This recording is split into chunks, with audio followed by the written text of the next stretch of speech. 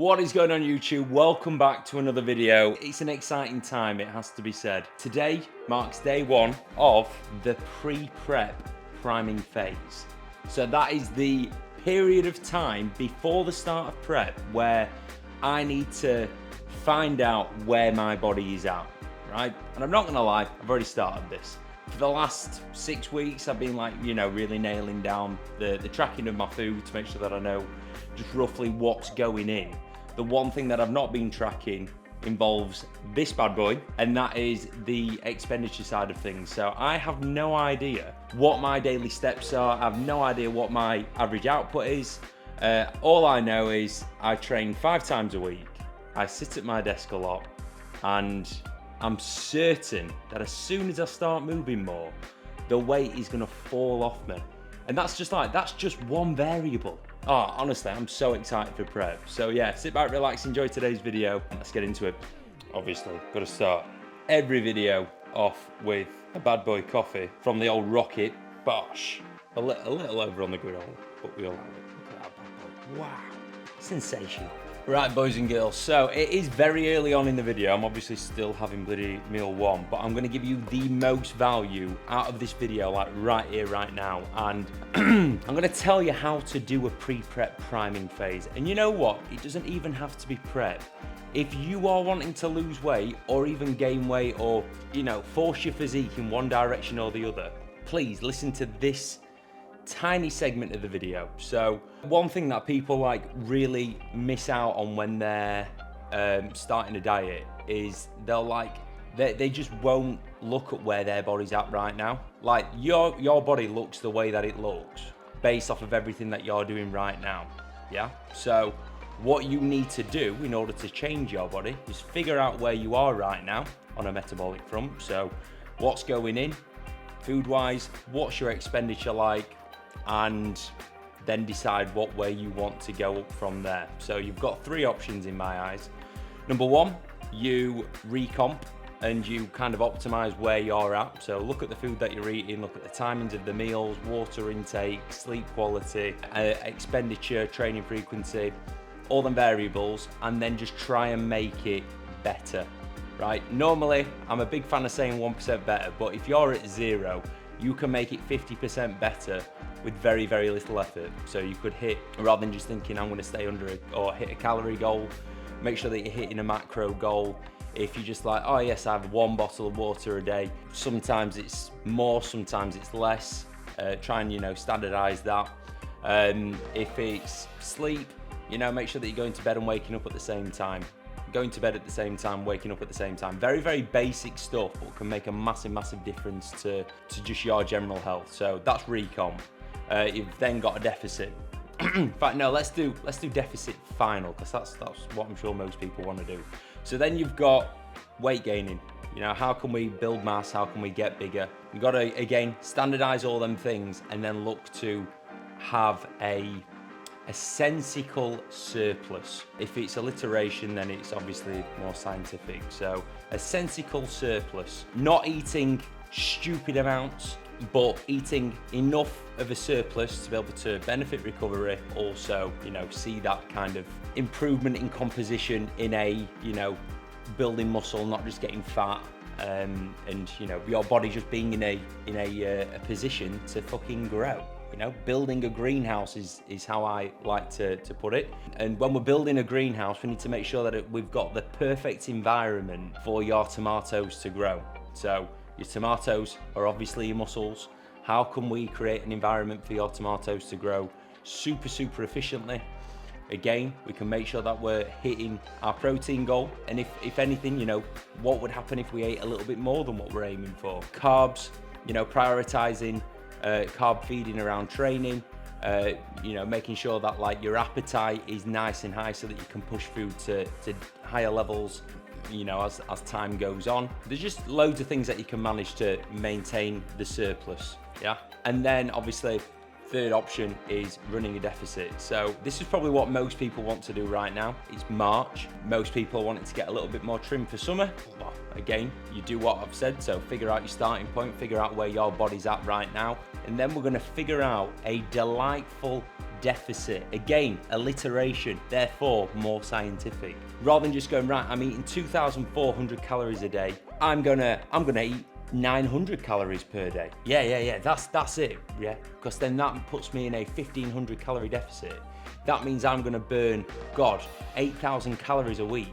Don't work like that, mate. A delightful deficit, probably reducing food by between 15 and 25%, depending on where you sit on a food intake front, and then increasing expenditure. Again, this depends on where you're at on a movement front by about 20%. For me, I know full well at the end of this video we're going to be looking at this Apple Watch, and it is going to literally say across the top of it, fuck all movement. And we're going to go, oh Jesus, Josh, you're a lazy sod. Oh, when we look at that, we might not go, all right, we'll increase expenditure by 20%. We might double it. We might increase expenditure by 100%, double the movement. That's then going to put us into that deficit. It's going to be a very manageable deficit relative to, you know, what movement I'm doing at the minute. And it might allow us as well to keep the food nice and high, yeah? Figuring out your deficit, make sure that it makes sense. And also, like, when you're doing any of these things, don't just think about like for the next 4 weeks. You've got to think for the next 4 months, you know? If I'm starting a deficit or starting prep, I want to make sure that I've got a really good runway for the entirety of prep. I don't want this to be right, we're starting prep, food's gonna get dropped by 40%, and you then look at that and you go, oh shit, we've not really got much to play with in a few weeks' time. That's kind of like, that's something that you would do if you're doing like a slingshot diet or a mini cut. You'd go a little bit more aggressive and give yourself less of a runway to progress as time goes on.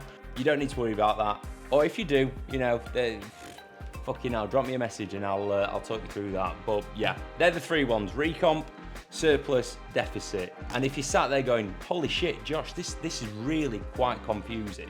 Yeah, I understand, right? And I understand how people can get overwhelmed. I can understand how people can look at it and go, nah, you're good, bro. You're good. I'll stay how I am. That's why coaches are such a thing now. Like, it's my job as a coach to make sure that I do all these things for my clients, and they've still got the headspace to, you know, be parents, do their jobs, almost like learn from me. If you are interested in coaching link in the bio. Yeah, sounds sweet. Thank you. Hope that was helpful to start off the vid. We're going to get in this granola now. It is looking absolutely beautiful. And then we're going to do some work. So, peace. See you in a bit. Right, guys, meal 2 going in. And I'm not going to lie, I would normally have it the other way around. So, like, meal 1 would be pre-workout and this would be meal 1. But we're waiting on a food shop, but it has landed. And we have got bagels, ham, and Leerdammer cheese. The fucking goat. And how this works, right? I normally go like half a slice in each thing, right? And then you look at it and you go, oh Josh, there's 3. What would you do with the other half? Straight in the mouth. Just beautiful. Nice smoky, nutty textures. Can't be wasted. So go straight in the mush. This cheese, right? I always get asked about it. I never get asked about it. It's got 6 grams of protein per slice and only 3 grams of fat. And it's truly, it's sensational. Gets my recommendation, Leerdammer. If you are watching, I would love it if we could do some kind of cheesy collaboration. And I'm sure Leerdammer consume all my content, just like I consume all the Leerdammer. But yeah, I'm gonna get this in, and then I'm gonna go train, because that is what I am meant to be doing today. I have this habit, especially on a weekend, of I sit in front of my computer, and then I don't move. Step goal as well. Let's see where we're at with that. 980 steps. Shit. Not my best work, it has to be said. Anyway, meal going in, then we're going to go train. This is today's pre-workout stack. We're going to go for defib, scoop of the old creatine, and some HydroFlow. And then we've got Conte Carb Drive for the intra. It's about 35 grams-ish. It's 1.5 scoops, and a scoop's about 25, so about 35 grams-ish. But one new addition to today's session. This is my current logbook, and you will notice a design flaw. When we try to close it, it just opens and the pages are falling out. So, and it's all down to this little toe rag. So, the legends over at Pit Stop Nutrition have created this. It is a logbook magical. It's pretty much the same as what I've been doing apart from its pit stop, so therefore it is better. And, right, so these are the same price, but that you can get 10% off by using discount code JC10. Yeah? Great, good. JC10, discount on logbooks. This, Amazon, doesn't survive a dumbbell blast. No one. Oh shit, that's it, it's gone. Dead, finished. Bye, Felicia. Right, gonna head down to the gym right now. All right then, boys and girls. So in the last clip, you saw me throw down my old logbook and then leave the flat. And I obviously needed that logbook to be able to write down this session. Well, lucky for me, I recorded the entirety of this session not too long ago, so I was able to find everything. Anyway, today's session is as follows. Face pull, pull over superset, the absolute goat for lighting up your back. Following that, we've got neutral grip lat pull down, extreme row, hammy curl, RDL, single arm lat pull down, prime row, pin loaded variation, first set in the shortened, second set in the lengthened, and then bicep, and then a third optional bicep movement. I say optional because I trained arms a couple of days ago. Well, my arm's still a little bit sore. So we'll see how we're feeling at that point in the session. A little bit of a lowdown, behind the scenes footage for you, or not footage, story for you. I've just recorded this and then realised that I'd not plugged my mic in. So, some serious dyslexic moment there from me. But yeah, that is it. Let's get into today's session.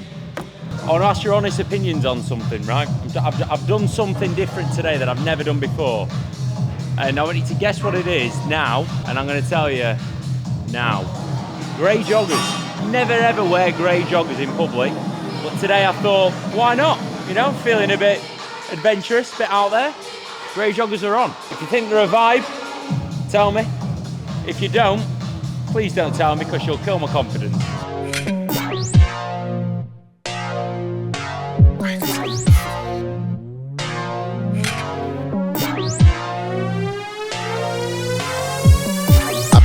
I be on job and I put it on God, they ain't nobody stopping me. Do the thing and it gets done properly. Known for my honesty, not so much for my modesty. What's my policy? No remorse or apology. I am the wickedest, hungry. Show me where the dinner is. First place podium finishes. Man wanna chat about send, deliver it. Man wanna chat about work that they don't do. Not a joke, it's the man. Right, so that's set 3. When you're doing pullovers, and one thing that I see quite a lot, I've got to make it lighter, it's like people almost like they stay there and it's like that. And we're trying to wake his lats up. If we were just doing that, you're getting a little bit of lat engagement, but nowhere near enough. Whereas if you go almost like bringing your chest through, so open up, shut it off. Open up, shut it off. That like hyperextension of the spine really does wake up them lower lats. And obviously we're going into a lat pull down now. We're going to get more out of it with the lats being more awake. It's good shit. Hang on. What are you looking at? Hi, Taylor. Whoa. How are you, mate? Very good. How are you, Josh? I'm great. Yeah, mate. Fucking training hard, you, mate. Training hard. When are you getting your next perm? Oh, Thursday, actually. Thursday. Fresh perm. You know, all twirled up. What? Not tight, like this. It's not going to be wavy. It's going to twirl. Right, guys. 2 sets on this. Between 12 and 15, and then we'll probably go a little bit heavier. Actually, no, scrap that. We're gonna do the other way around. So we'll do the heavier set first, followed by a back off set. I've been doing it the other way around for a couple of weeks. I prefer the original way. So top set, back off set, not lighter set to establish a better connection and then heavier. I think the output's been the exact same. It's just, you know, one I prefer more than the other. There's another pro in the building today. There's Dante Edwards, coached by Lord AJ Morris. Let me go back to the start. On job, no days off, man, I won't stop. Non-stop, drop fire, but I don't drop. That's why every boy, man, a man's on top. I was in a trap with a stacky. Them boy, they can't rap, tacky. They love to chat about wassy. Watch when they get caught lacky. Them man don't wanna bucky. Them man pushed all their luck, lucky. Watch when I take their stuffy. Clap man up till they dance like Puffy. I did go heavier than last time, but fucking hell, 6 and like 2/3 repper.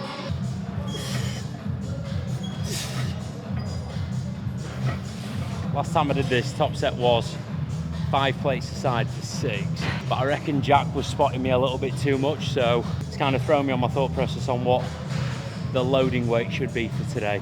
I obviously want to do 5 plates aside, but not if the form's going to be diabolical. What I've got to remember as well now, I've got a new logbook. Did I tell you guys I've got a new logbook? These are going to be the numbers that I'm either going to try and improve on or at least maintain during prep. So I need to be even smarter with what I write on here. No, I don't. I'm overthinking it. That's stupid. Don't be stupid, Josh. Come on, boy. Package, your thing come for the mackage. Jack Jones still I don't lackage. Ratchet come like my ego massive. Active aggression, no it's not passive. Watch when I catch that boy turn cabbage. Make a head bob like Noddy. Don't like Bobbies. Pit side Robbie. So as well, at this point, the old grip jizz goes on. Discount code JC10, Pit Stop Nutrition. Those that don't know, this is fucking bright green. Awful. Oh, let's fucking have it.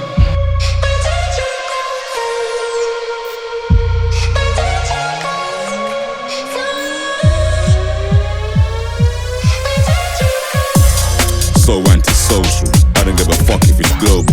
Limited space in my circle. How many times have I told you? Toxic with attitude, so I spread bad vibes on the circuit. Rude boy thing, and I'm never in the mood to say. Jeez, that has really made my hands go radioactive. Happy with that? Second set, you can see we've shifted the resistance profile. So we've took, God, what? 60% of the load off the middle and put it on the upper arm. So that is going to make it heavier in the lengthened, and then once I get past halfway, I'll be able to get shorter, in theory, easier. And then we'll just do like 1 or 2, not quite lengthened partials, but not full range reps. If there was like a hierarchy of the important things that matter about training, or if you imagine a pyramid, right? You've got this main block at the bottom. I've said it before, but because my videos are terrible, I'll say it every single video until everyone knows. But the base that everything should be built on is intensity. And then you've got accuracy, and then you've got optimization, and then, yeah, you could maybe kind of go like, in that optimal bit, you've got like resistance profiles and different kind of periodizations of programming and all that kind of shit. Yeah, but the most important thing is intensity. Don't be thinking about this shit before you've nailed the intensity and the accuracy of your training. Yeah, sweet, sound. Write that down, motherfuckers. What's good and what's happening? That's why we step on them in my Nike. Got money, I feel long like rope on tour for the show. New flat for the growth, surveillance on point with a new telescope. And tell me what going in ya. Big 4-5 in a palm in ya. Killers from Brixton, man out of West East, man out of Northern ya. Are you gonna grab the mic and do? Right, so as you can see, the session is clearly going well because we are all ready to rock and roll with some RDLs. Prior to starting on the warm-ups of the RDLs, I did a couple of sets of seated hamstring curls. Again, something that like I'm trying to put on myself, my clients, you guys watching. When you're doing a hamstring curl or something like that, you've actually got to almost like force the mind-muscle connection a little bit more. So one thing that loads of people do is they'll get fully lengthened, and then rather than trying to drive the heels all the way back, they get to about 90 degrees. And then where that actually starts challenging the strength of your hamstring and the mind muscle connection that you've got with your hamstring, people just struggle there. So don't be afraid of going a little bit lighter, forcing that full range of motion, forcing that good mind muscle connection with your hamstring.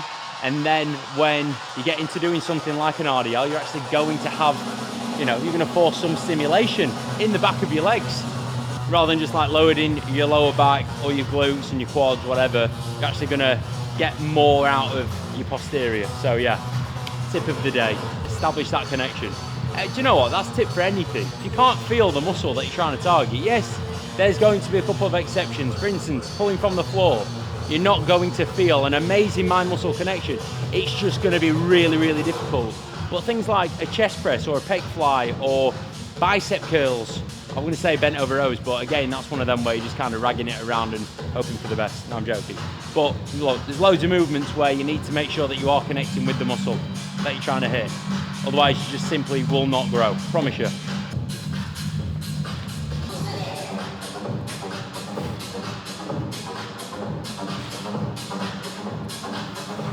Yeah, buddy. Oh, my hamstring's gone. No, I'm joking.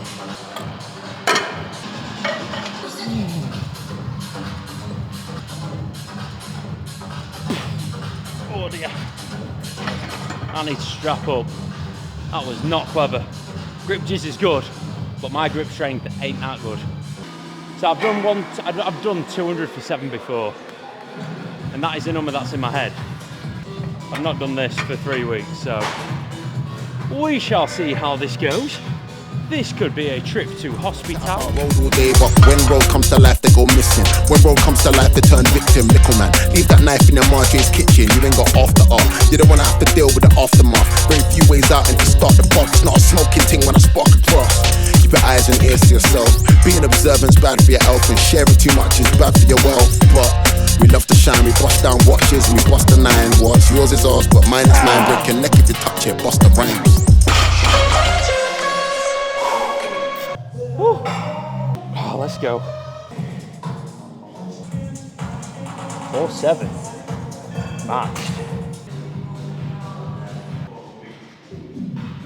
Prime row. Upper back focused. Seats nice and low. Chest is buried into the pad. Yeah, we're just focusing on that upper back. So, again, ensuring that we're getting a good scapular retraction. And again, just absolutely hammering the old mind muscle connection. This is my last direct back movement. Like, fucking hell, direct, indirect, whatever. It's my final back movement of the session, and then I'm going to do 2 bicep, and then we're done. Camera is currently on 10%, so if this is the last that you see, I can only apologise for my poor charging skills. It's been a good session, this one.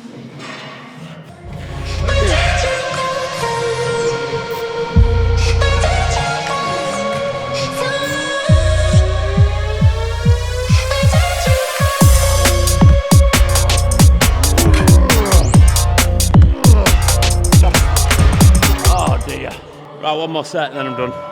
And also, just to say, it's obviously a plug. I've not had to apply any more grip jizz, which is great. That I've only had to apply it once this session. My back is fried. I feel great. This is great.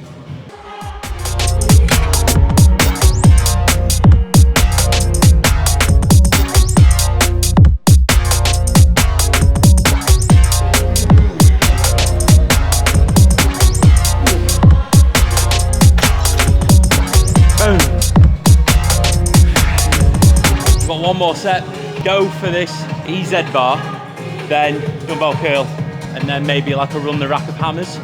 So where you go like, I'll start off on 20, I'll do 20, 16, 12, done. It's a failure each time, great fun, and then that'll be it. Back home for meal 3.